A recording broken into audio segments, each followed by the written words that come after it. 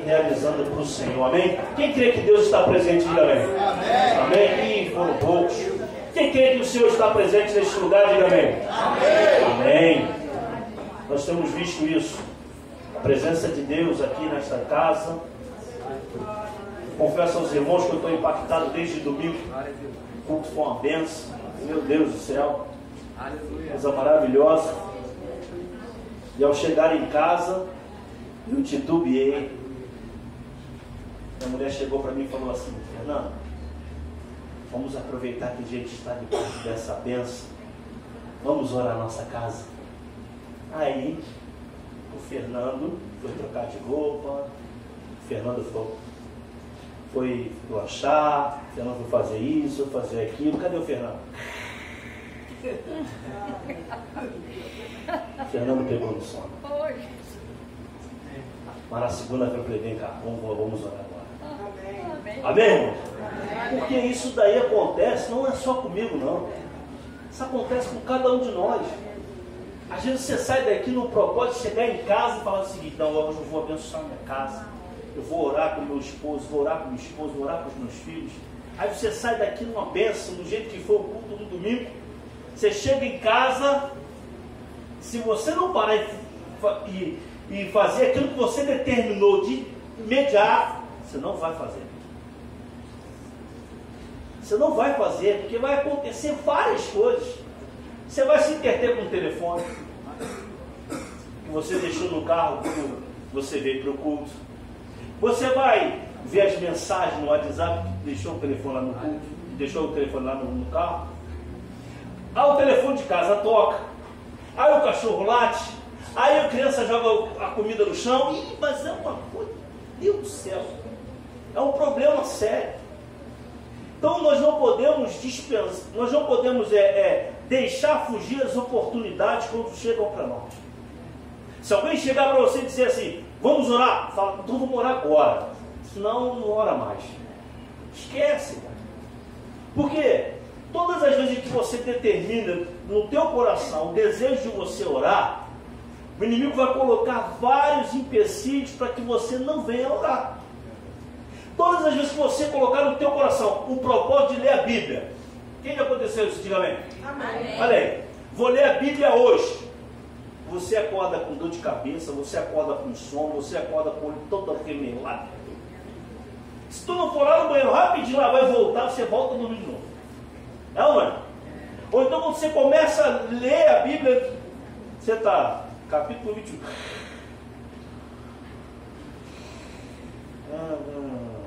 Você bota. A Bíblia cai da cama, vai preocupado. Por isso que quando você tiver um propósito para realizar com Deus, nós não podemos deixar de fazer aquilo de uma forma exata, de imediato. Senão a gente vai esquecer, nós não vamos fazer. Por isso que Deus nos deu um tema hoje, que é monte, lugar de oração. E aí você vai vendo, nós vamos começar a compreender hoje, essa noite, com a ajuda do Espírito Santo, que há determinadas situações em que pessoas pegam isso e transferem para uma situação que, na verdade, não é aquilo que elas pensam. Porque quando nós falamos de monte, ou seja, quando eu falo assim, vou subir ao monte, aí você tem duas conotações dessa palavra. Você pode estar falando sobre um monte físico ou como um monte espiritual. Pastor, explica isso aí, peraí que eu vou te explicar. Por exemplo, o monte físico, o que você faz no monte físico? Você vai andando a um determinado lugar, que é reservado para um determinado grupo, aonde se concentra pessoas que foram realmente buscar a Deus, e ali você se reúne e começa a orar com essa pessoa. Só não vai no monte da panela. No dia que eu fui, só foquei ser carregado pelos mosquitos. Estava eu, pastor Lando e o Joey. Lembra disso, pastor? Olha, os mosquitos só voltaram a descarregar para um lado para o outro. Você nem se concentra, você não consegue nem orar. Porque Senhor, bate com todo quanto é lado que é mosquito a beça. Então nem vai. Vai em outro, esse daí não vai não. E aí, Esse é o tipo de monte físico. Mas o que eu quero que você entenda hoje, que existe também aquele monte espiritual. Que monte é esse? É onde você tira um tempo para orar a Deus. No carro, de olho aberto. Não fecha o olho quando estiver dirigindo para orar. Então você vai bater, vai arrumar uma complicação. Depois vai falar que o pastor que te induziu a bater com o carro. No seu quarto. Você fazendo a comida. Se depender de mim fazer uma comida orando, nunca vou acontecer, que eu não cozinho. Mas quem cozinha? Lavando a louça. Aí de repente sim, estou ajudando a esposa a lavar a louça. Vai na casa. Vai no quintal. Esse é o monte que nós entendemos ser o quê? O monte espiritual. Então eu não preciso de um lugar específico, especial, para eu ter uma intimidade maior com Deus. A Bíblia fala que os olhos do Senhor estão aonde? Por toda a terra. Aonde tem 2 ou 3 reunidos em meu nome, ali estou com vocês, ou estou no meio de vocês. Então são várias situações que às vezes as pessoas pegam e fazem uma, desculpe o termo, não é verdade, uma lambança com isso, sacrificando até as suas vidas por um motivo, que às vezes você pode, onde você está, dobrar os seus joelhos e orar a Deus. Vocês estão entendendo o que eu quero dizer nessa noite? Amém? Porque, gente, olha, determinados grupos acham que Deus só age quando você ou quando esse grupo se encontra no monte. Quem conhece pessoas assim, diga amém? Amém. Não conheço. Ou acham que por eu estar indo ao monte, eu sou mais espiritual do que o pastor antes que não vai no monte.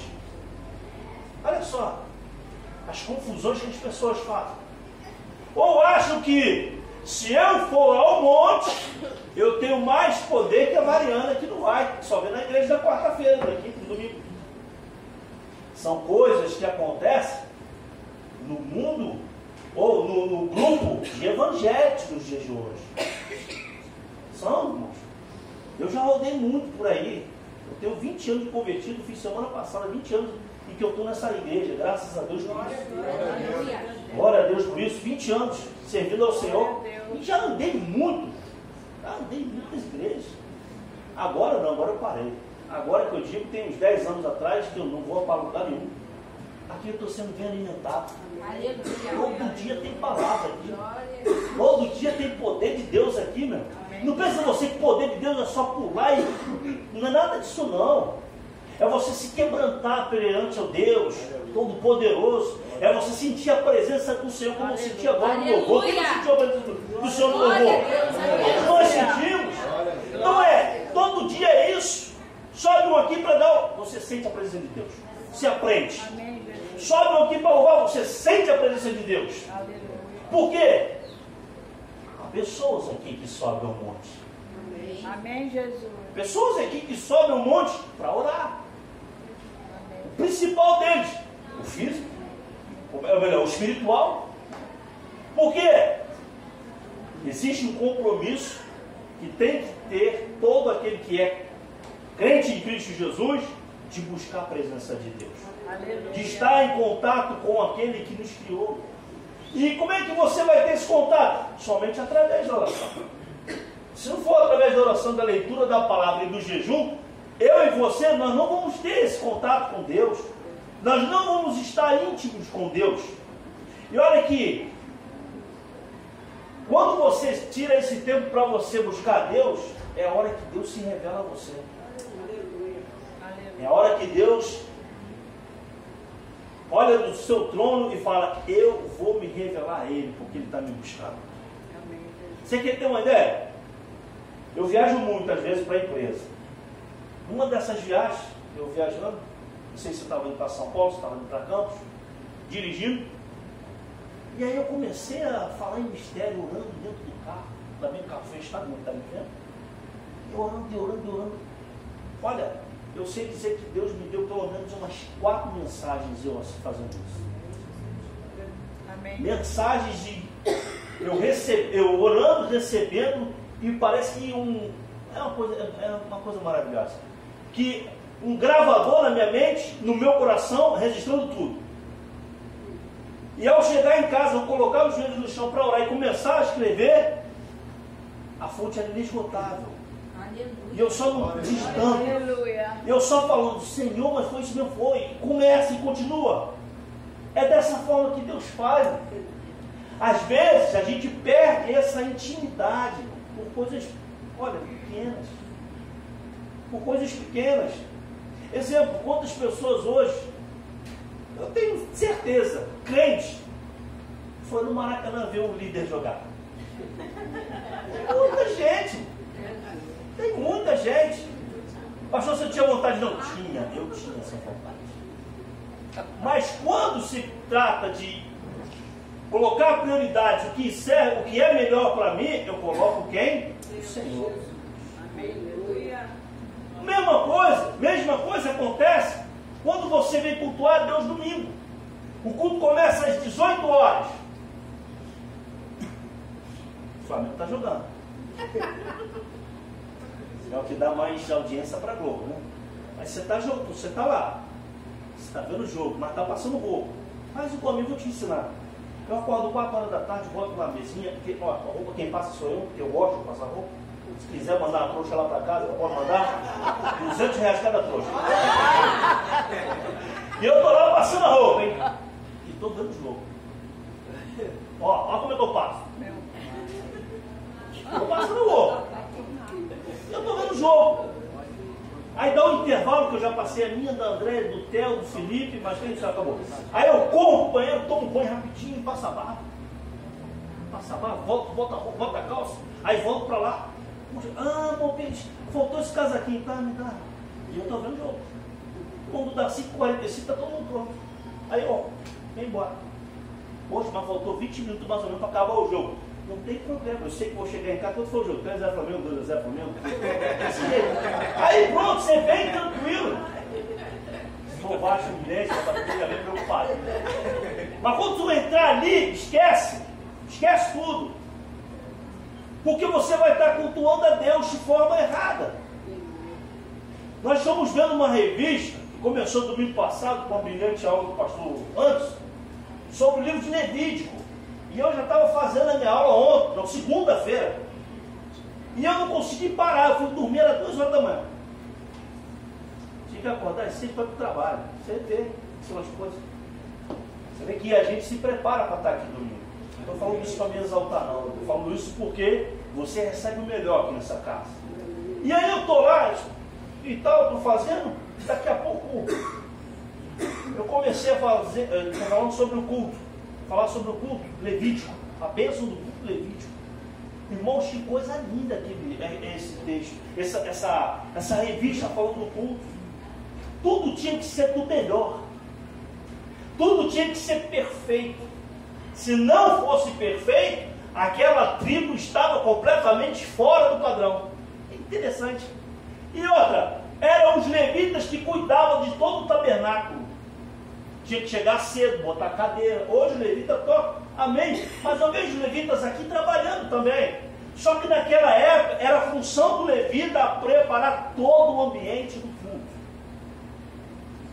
Hoje como é que é preparado o ambiente do culto?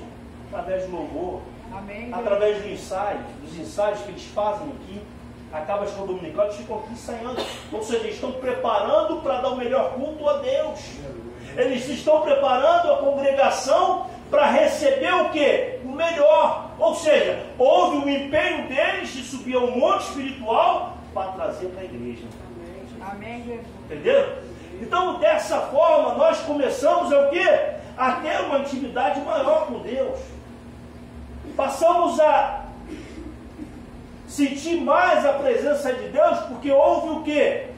O entendimento de que o culto tem que ser um culto racional. Que a busca a Deus tem que ser uma busca racional. Amém. Que tem que ser uma busca o quê? Com primazia, não pode ser qualquer coisa.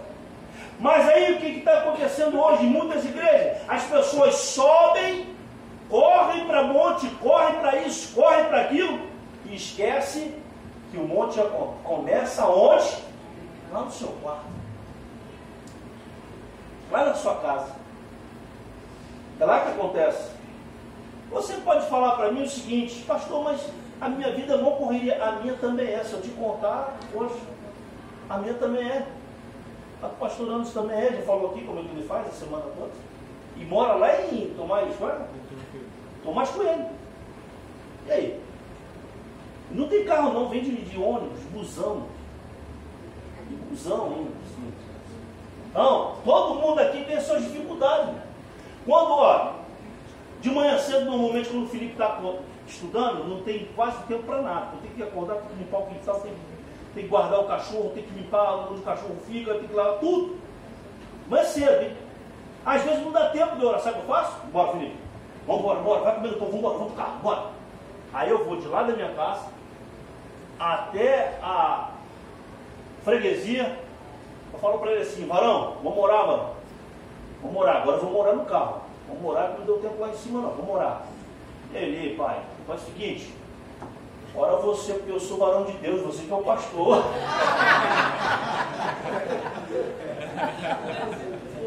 Ele fala assim mesmo: ô pai, ora você, eu sou varão de Deus, você que é o pastor, meu, você que tem que orar. Fala para ele: mas você também tem que orar, varão, ora aí, começa aí que eu vou começar aqui. Não, pai, ora você aí, tá bom. Quando olha para trás, ele tá. Aí vê a tia Fátima no outro ponto de onda. Ah, pai, tia Fátima velha lá, olha lá a velha. Olha lá a velha, fala pra lá. É velha. Passa direto. O que a gente não pode é deixar o contato de lado com Deus. Nós temos que ter tempo para orar. Olha, nesses últimos dias que nós estamos aqui nessa terra, que eu creio que já está chegando próximo ao o arrebatamento da igreja, quem crê também? Amém. Amém. Nós não podemos deixar de orar. E essa correria do dia a dia às vezes nos impede de estar orando. Lá em Mateus capítulo 6, versículo 8. Mateus 6, versículo 5, perdão. Quem está entendendo, diga amém. Amém. Amém. Mateus capítulo 6, versículo 5. Mateus capítulo 6, o versículo 5. Tem algo interessante. Olha só. E quando orardes, não sereis como os hipócritas, porque gostam de orar em pé, nas sinagogas e nos cantos das praças, para serem vistos dos homens. Em verdade vos digo que eles já receberam a recompensa. Tu, porém, quando orares, entra no teu quarto e, fechada a porta, orarás a teu pai, que está em secreto. E teu pai, que vê em secreto, te recompensará. Versículo 7. E orando, não usei de vãs repetições como os gentios, porque presumem que, pelo seu muito falar, serão ouvidos. Não vos assemelheis, pois, a eles, porque Deus, o vosso Pai, sabe o de que tendes necessidade, antes que lhe pensais. Irmão, olha que versículo lindo. Deus sabe o que nós estamos precisando antes de nós começarmos a falar. Aí tem crente que pega esse versículo: Deus sabe que eu preciso, então eu preciso orar. Ou então Deus sabe do que eu estou passando, então eu não preciso clamar a Ele. Não é assim. Deus sabe de todas as coisas que você está passando, sabe. Deus sabe daquela luta que você está atravessando, sabe. Mas Ele quer o quê? Que você expresse para Ele aquilo que está afligindo o teu coração. Aquilo que está mais atormentando a sua vida. Às vezes é uma coisa tão pequenininha para mim, mas para você é um gigante. E Deus quer que você fale, olha, abra os seus lábios, fala com Ele. É isso que Deus quer de mim e de você. Para quê? Para que Ele possa entrar com a sua provisão e vir nos socorrer. Lá em Provérbios 8,17 diz: Eu amo os que me amam. Os que me procuram, me acham. Então esse versículo deixa claro para nós que Deus nos ama e que Ele se deixa ser achado por todos aqueles que o buscam, tanto em casa, no nosso quarto, como também na igreja ou no monte. Amém. Por quê? Porque você está entrando em contato direto com Ele. Então, independente de lugar ou de situação que você possa estar, Deus, Ele se deixa ser achado. Para com esse negócio de, eu só vou orar na igreja. Por que só vai orar na igreja? Porque na igreja são muitas vozes, são muitas pessoas clamando, ninguém vai me ouvir, ninguém vai ouvir meus erros de português. Nada disso. Para com esse negócio. Vou te contar uma. Em 1998 chegou um irmão aqui, os mais antigos sabem o que eu estou falando? O nome dele era o irmão Glória. Não é dele, pastor? Irmão Glória. Chegou aqui analfa, não sabia nem escrever, nem assinar nada. Mas o varão sentava lá onde hoje é o estacionamento, ele sentava do lado de lá, sempre. E nas últimas 5 fileiras de cadeiras, ele ficava ali o tempo todo, glória, o tempo todo. Acho que tanto ele fala glória, Deus chegou assim, toma um português todinho para você. Glória. O irmão começou a ler a Bíblia. É sério, ele chegou aqui analfa. Saiu lendo Bíblia. Hoje, a última notícia que eu tive desse irmão Glória, ele é presbítero e está numa congregação em Campo Grande. Aleluia. Olha como é que Deus faz. Mas todas as quarta-feiras, todos os cultos, esse irmão Glória estava aqui. Todos. Orando, buscando a Deus. Então, quando nós buscamos a Deus, quando nós o amamos, nós o buscamos. Isso não significa que você não busca a Deus, você não ama Ele. Claro que você ama a Deus. Mas se você ama a Deus como nós amamos, nós precisamos ter o quê? Uma intimidade com Ele. Aleluia. E como é que é essa intimidade? Através da leitura, do jejum e da oração. Se não for dessa forma, Deus não vai deixar ser achado por Ele. Não vai. Deus não vai se revelar aqui. Olha, se eu não busco a Deus, como é que Deus vai se revelar a mim? Como é que Deus vai se revelar? Agora, quando eu coloco meus joelhos no chão, começo a clamar a Deus, olha, Deus começa a dar coisas maravilhosas. Deus começa a nos agir conosco de uma forma especial. Eu me lembro que em 2002, logo após eu ter fraturado a tíbia, você vê meu porte, né? Jogando bola era igual o Romário, qualquer uma eu gol. Qualquer uma eu botava para dentro, era gol. Aí, depois que eu me recuperei da cirurgia, fiquei 1 ano parado com a perna pobre e tal, isso aqui, vamos lá, história. Aí, fiquei 1 ano desempregado. Mais um que eu estava parado, 2 anos. Eu falei, Jesus amado, que prova é essa, rapaz? Aí um belo dia eu falei assim, não aguento mais isso não. Não aguento isso. Eu estava em casa sozinho, entrei no quarto, fechei a casa toda. Entrei para dentro do quarto, botei meus joelhos no chão e comecei a orar. Mas sabe aquela oração mesmo, lá do fundo do teu interior mesmo, que você está assim, amargurado, triste, chateado com tudo, daquele jeito. E eu comecei a orar meio clamando com muita força a Deus. Aí, olha o que eu falei no início, o telefone.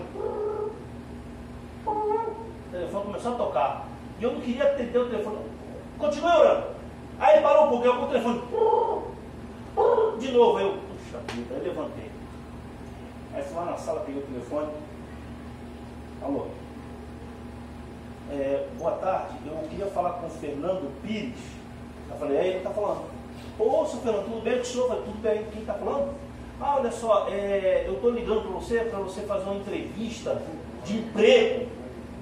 Amém, Jesus.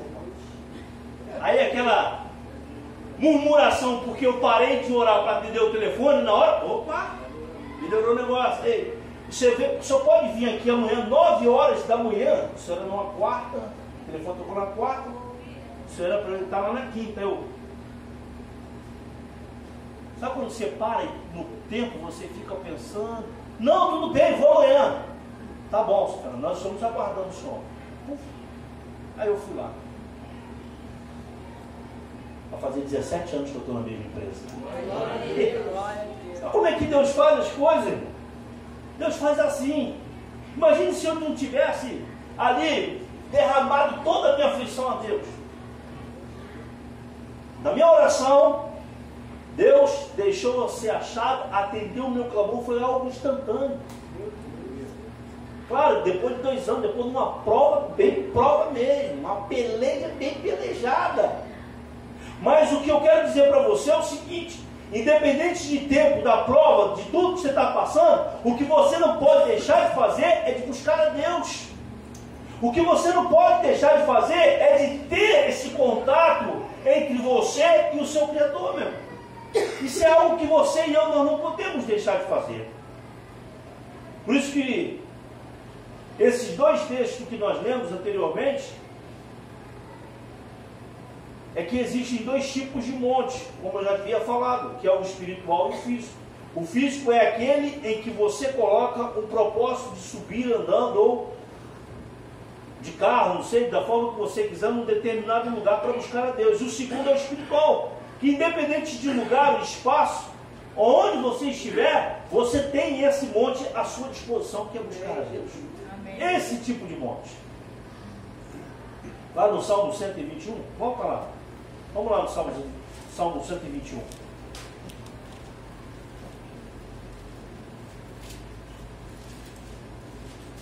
Aleluia. Glória a Deus. Glória a Deus. Olha só.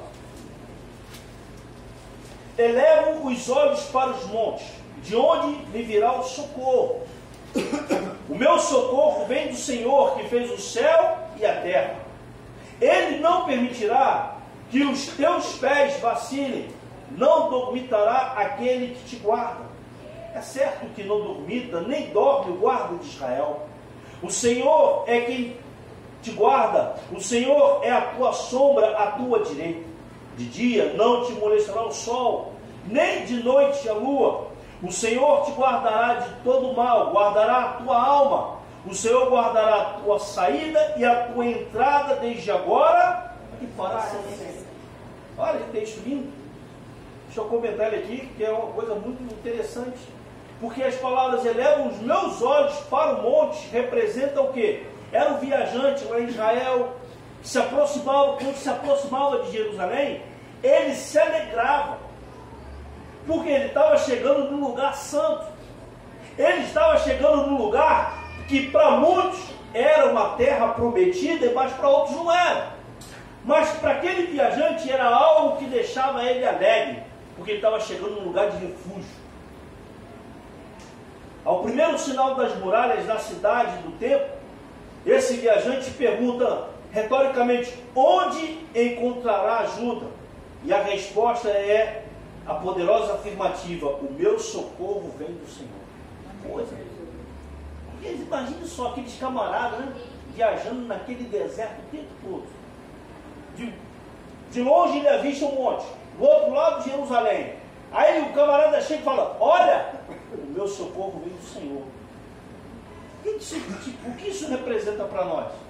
É que quando nós estamos diante da presença do Senhor, quem nos socorre é Ele, é Deus.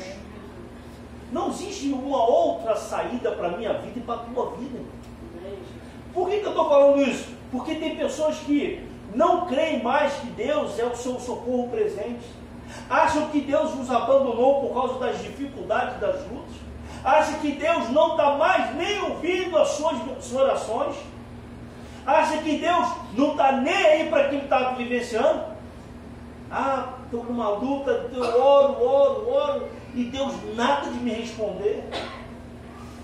Irmão, você tem que entender que o tempo de Deus é diferente do nosso tempo. O tempo de Deus é algo que nós, seres humanos, nenhum ser humano na face da terra vai compreender. Porque o tempo de Deus é algo que é incalculável. eu não consigo entender, você não vai conseguir entender as coisas de Deus da forma que você quer. Por isso que a palavra, Deus, não tem que ser explicado, tem que se crer somente. Amém. Se você for parar para explicar, olha, você não vai conseguir, tu vai ficar lelê da cuca. Amém. Tem coisas que Deus colocou na sua palavra que nem eu nem você, nós não vamos conseguir explicar. Ah, você é PhD em teologia, você é isso e aquilo, você não vai conseguir. A Bíblia fala que as coisas encobertas pertencem a quem? A Deus. O tempo também pertence a Deus. Então o que nós precisamos entender e compreender é que o meu e o seu socorro só pode vir dele. Amém? Você pode afirmar comigo isso? O meu socorro vem do Senhor. Amém? Essa é uma afirmativa que você não pode deixar fugir da tua vida. Em meio a tudo que você pode estar passando, você e eu, nós não podemos deixar que essa afirmativa fuja das nossas vidas como convicção. É uma convicção minha e sua. Tem que permanecer até a volta do Senhor. O meu socorro vem do Senhor e acabou. Lembra quando ele chegou para Jeremias? Jeremias, olha, clama a mim, responder-te-ei. Anunciar-te-ei coisas grandes que você não sabe. Sabe o que Deus estava falando ali para Jeremias? Jeremias, a parada é comigo, deixa comigo que eu vou resolver para você. E qual era o segredo? Era só clamar, era só orar. Não tem outra história. Com Deus, eu costumo dizer que é o seguinte, com Deus as coisas são muito simples nesse sentido. Você ora, Deus responde. Quando? É o tempo dele. Você pega um enfermo, começa a orar pelo enfermo. Ah, ele vai ser curado. Não sei se vai ser. Aí é Deus que opera, não é você. Ah, mas se Deus quiser, ele opera. Se ele não quiser, ele não vai operar, acabou. Aí a pessoa fica, não, mas a oração do irmão faltou fé. Não é isso, não. Pelo simples fato de você colocar as mãos nas pessoas e começar a orar em nome de Jesus, é sinal que você crê. Amém? Amém? Agora, se Deus vai fazer, é outra coisa. Deus sabe o que é melhor. Por exemplo, meu irmão está internado há 3 meses. Vai fazer 3 meses que meu irmão está internado. As pessoas vão lá, os irmãos vão lá, agradeço a todos que foram lá até hoje, muito obrigado. A família agradece. Deus possa recompensar cada um de vocês, mas continue orando por ele. Chegamos lá, todos. Ora por mim. A gente ora, vai e ora por ele. Mas o quadro ainda está ruim da peça. Mas e aí? Então, porque as pessoas foram lá, oraram, não tiveram fé?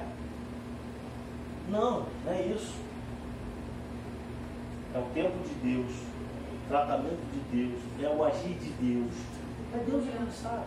Amém. Certeza que nós temos é o seguinte: se partir, vai partir para o Senhor. Porque pediu perdão dos seus pecados, se arrependeu.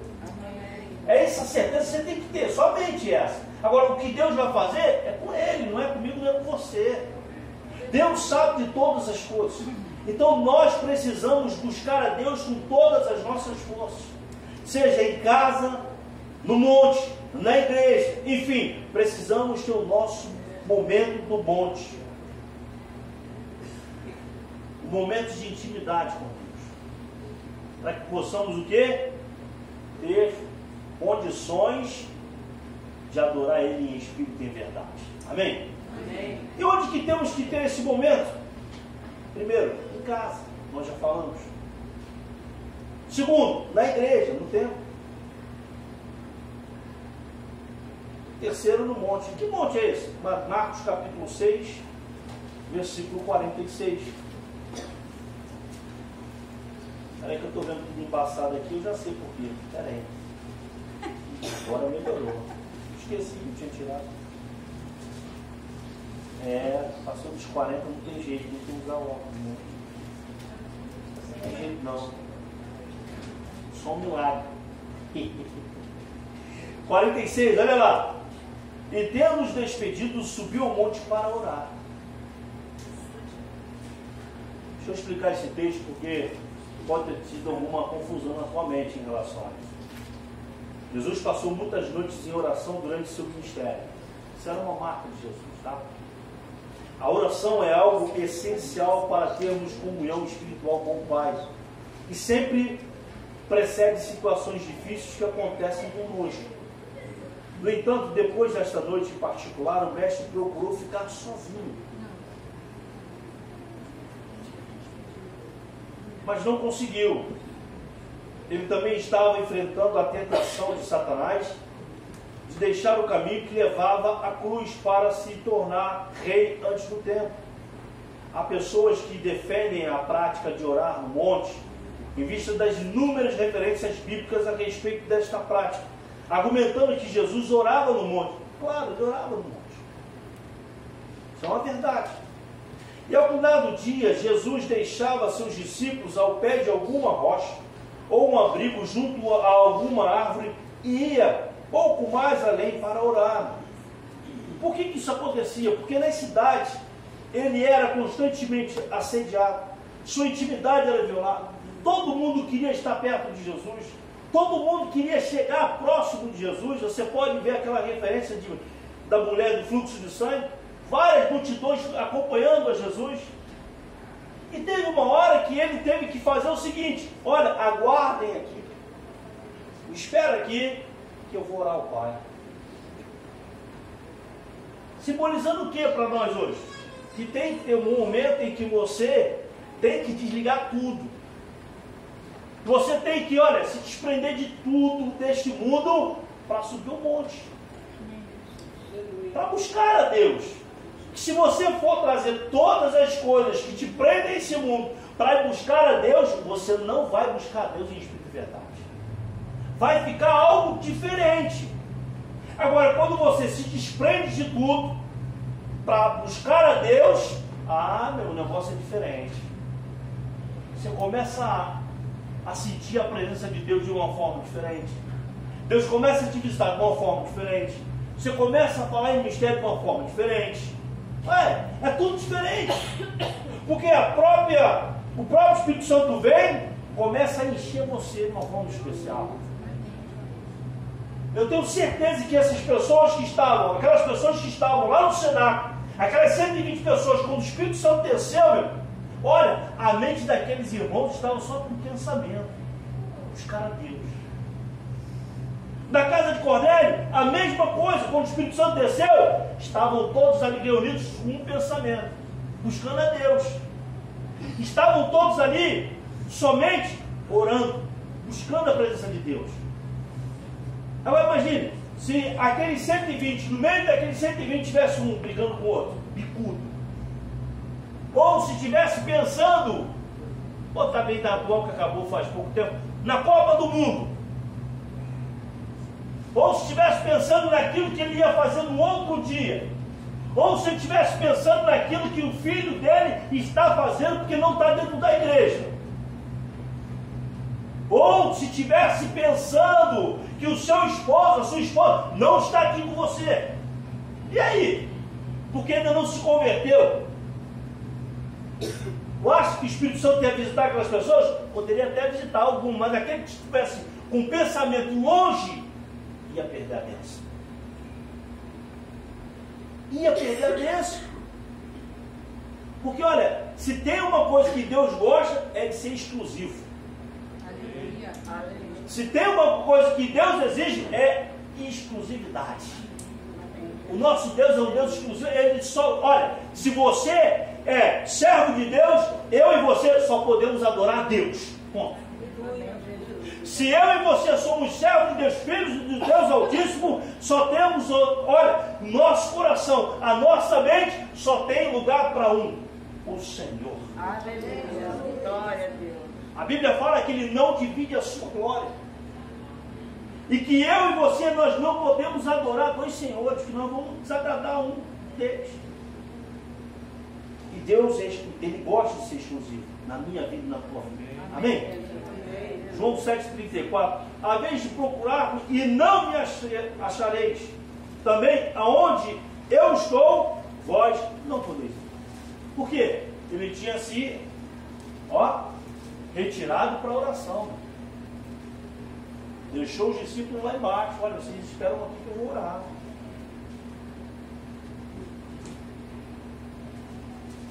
E essa oração precisa ser em espírito e em verdade.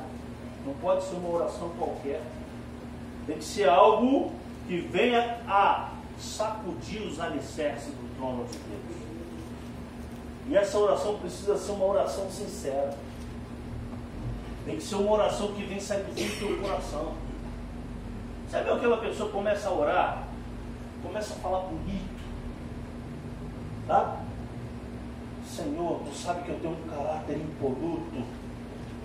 O Senhor sabe que eu sou um homem. Olha, oh Deus, aí começa a falar mistério. Aí começa a falar um monte de coisas. E tal, não sei o quê. Aí vem o irmãozinho lá, não sei, não fala pouco. Irmãozinho humilde. Começa a orar. Aí daqui a pouco você vê aquele irmão cheio de Espírito Santo. Sabe que tem uma história na Bíblia que conta isso? Né? Vamos lá. Vamos lá rapidinho. Lucas capítulo 18.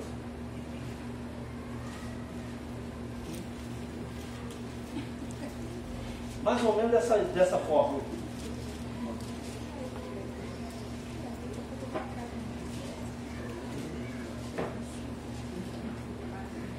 Versículo 9. 18. Do Evangelho segundo Lucas, capítulo 18, versículo 9 em diante. Propôs também esta parábola a alguns que confiavam em si mesmos, porque se considerarem justos e desprezavam os outros. 2 homens subiram ao templo com o propósito de orar, um fariseu e o outro publicano. O fariseu, posto em pé, orava de si para si mesmo, desta forma: ó Deus, graças te dou porque não sou como os demais homens, roubadores, injustos e adúlteros, nem ainda como este publicano. Jejuo 2 vezes por semana, dou o dízimo de tudo quanto ganho. O publicano, estando em pé, longe, não ousava nem ainda levantar os olhos ao céu, mas batia no peito dizendo: ó Deus, se propício a mim, pecador. Digo-vos que este desceu justificado para a sua casa, e não aquele, porque todo o que se exalta será humilhado, mas o que se humilha será exaltado. Olha aí, camarada pomposo, né? Ah, eu sou cara. Viu? Aquele tipo de pessoa que, olha, se eu não estiver aqui, nada vai acontecer. Se eu não pregar hoje, a glória de Deus não vai se manifestar. Se eu não louvar hoje no lugar do Rodrigo, nada vai acontecer. Olha só. Imagine, graças a Deus que aqui não tem esse tipo de pessoa. Amém? Amém. Graças a Deus todos aqui somos dependentes de um só Deus. Mas esse homem, ele estava, olha, achando o tal, como diz na gíria, o dono da cocada preta, achando que era melhor do que os outros. Quando a Bíblia fala o que para mim e para você? Para que nós venhamos a nos considerar superiores aos outros. Que eu tenho que carregar a carga do Fábio, o Fábio tem que carregar minhas cargas. Como? Oração, meu. Estou falando em questão ministerial, estou falando em questão de oração. Porque nada impede você orar pelo seu pastor. Nada impede você orar pelo diácono da tua igreja.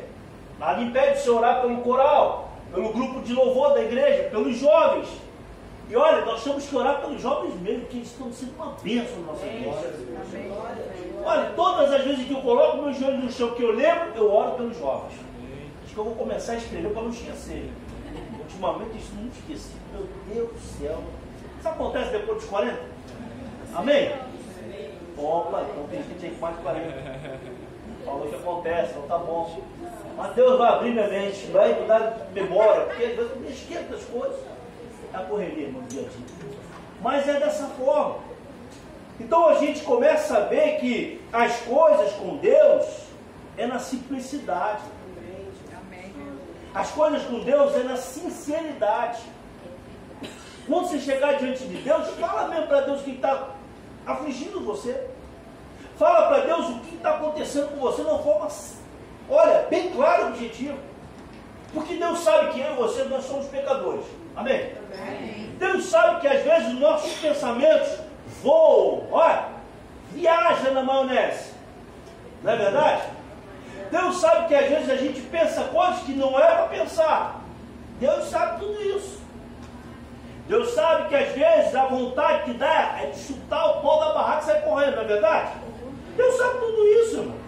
Aí agora você vai, eu, você, chegamos diante de Deus achando que nós somos um santarrão. Não faça isso.